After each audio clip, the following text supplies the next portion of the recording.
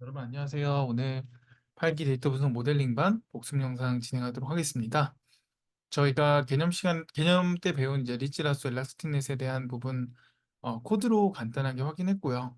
캘리포니아 데이터 가지고 선형회기식이나 뭐 리치나 이렇게 진행해 보는 간단한 코드와 함께 실질적으로 알파 값을 조정해 가지고 나와 있는 코드를 통해 어떻게 이제 개수가 바뀌는지, 그다음 그 바뀌는 거를 실제 데이터 프레임에 넣어보고 이거를 동일하게 이제 다양한 모델들 가지고 넣어보면서 알파 값이 바뀌는 것들 코드를 간단히 살펴봤죠. 그리고 이제 이 엘라스틱넷 같은 경우는 얘 같은 경우는 이제 L1에 대한 비율까지 조정해서 두 개를 공유를 사용하는 걸 이제 비중을 조절할 수 있다라는 것도 확인하고 실제 이제 스케일링 작업이나 차수를 가지고 데이터에 대해서 어떤 식으로 이제 성능이 바뀌는지도 볼 수 있는 코드로 한번 확인해 봤습니다. 그런 것들을 한번 확인해 보시면 될 것 같고, 그 다음에 우리가 다시 한번 이 데이터셋 갖고 실제 성능 비교해서 가장 좋은 성능이 뭔가라고 봤을 때 최적의 성능은 이 리니어 리그레션이 나왔어요. MSE가 가장 낮는 걸로. 근데 아까도 말씀드렸지만 규제에 대한 방법을 통해서 우리가 MSE를 무조건 낮은 걸로 보는 게 아니라 결국에는 교차 검증을 통해서 이게 일반화를 해야 된다라는 거를 아셔야 된다고 말씀드렸죠.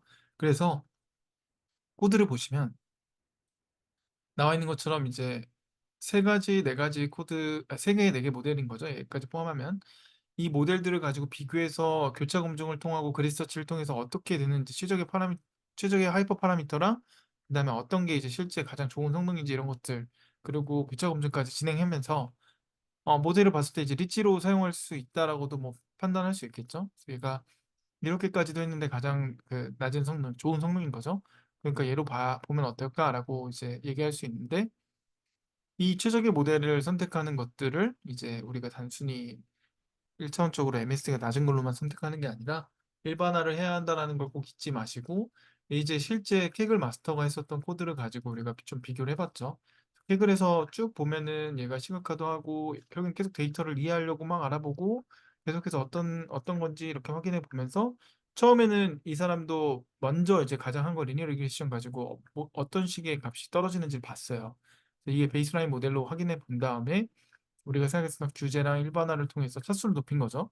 그리고 이제 VIP도 보면서 VIF도 보면서 이제 저기 다중공천성도 체크하면서 어쨌든 차수를 올리면서 과적합이 될 수 있는 걸 규제까지로 따라주고 그걸 통해 가지고 모델을 계속 잡아가 주려고 했던 거죠. 스팍스 코스 변환도 하고 여러 가지 변환도 했지만 여기서 이제 나오죠.